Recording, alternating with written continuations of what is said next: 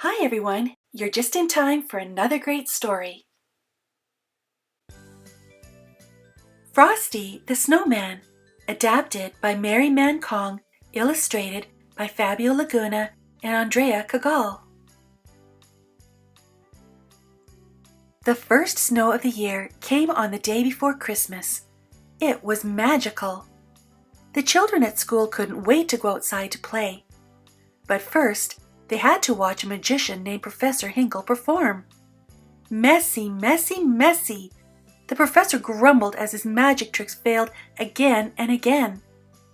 He threw his magic hat in the garbage, but his rabbit, Hocus Pocus, took it out and hopped off with it. Ring! The bell rang and the school day was over. The children raced outside. A little girl named Karen helped her friends make a snowman. The children gave the snowman a corncob pipe, a button nose, and 2 eyes made of coal.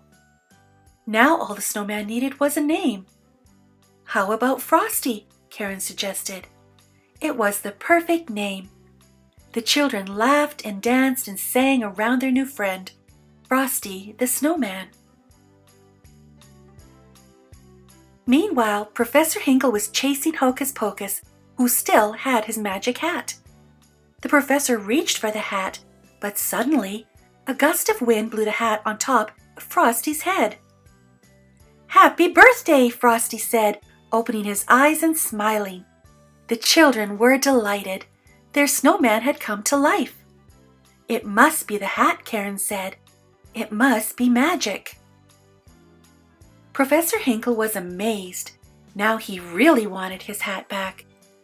"But it made Frosty come to life," Karen said. As the professor snatched the hat off Frosty's head, he told the children they were imagining things.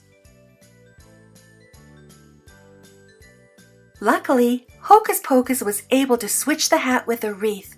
The little rabbit quickly hopped to the children. "The hat is back!" exclaimed Karen. "Let's see if Frosty will come to life again." She placed the hat on Frosty's head. "Happy birthday!" Frosty said again. Soon it got warmer outside. Frosty started to melt. Karen knew they had to get Frosty somewhere cold. The children all agreed that Frosty should take the next train to the North Pole. Frosty was very happy. "Let's have a parade," he said. At the ticket office, they realized they didn't have enough money for the train ride.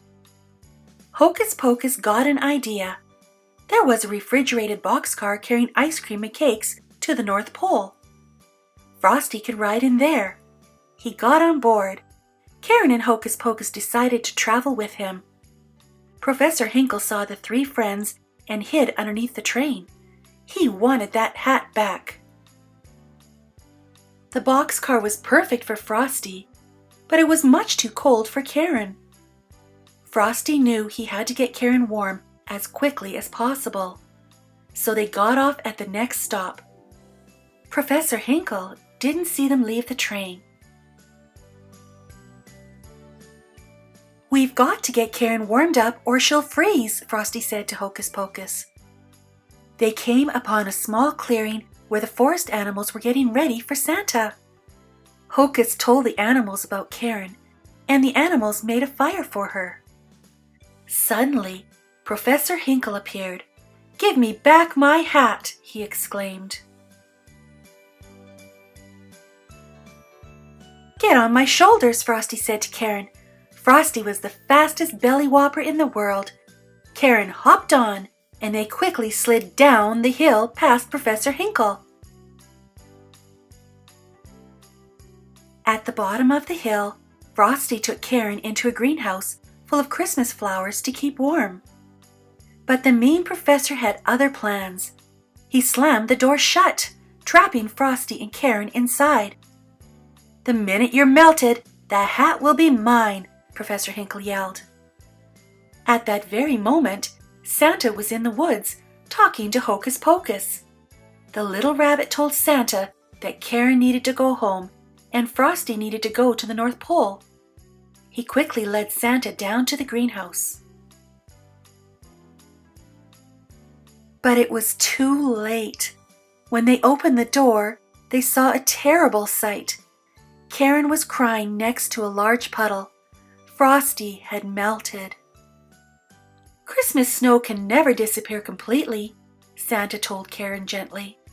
He opened the door, and a gust of magical winter wind blew in and turned the puddle back into Frosty. Professor Hinkle tried to take the magic hat back, but Santa told him that if he did, he would never get any more Christmas presents. Professor Hinkle didn't want that, so he gave Santa the hat. Santa placed the magical hat on Frosty. "Happy birthday!" Frosty said once again. Karen was so happy that Frosty was alive. Santa let Frosty and Karen ride on his sleigh. He was going to take Karen home. Frosty would go with Santa to the North Pole, where it was always cold. Karen was sad to say goodbye to Frosty, but he promised to come back. Every Christmas, Frosty visited the children, and they had a big parade to celebrate. Happy holidays! Thanks for joining me today. Check out these links for more great stories. And before you go, don't forget to subscribe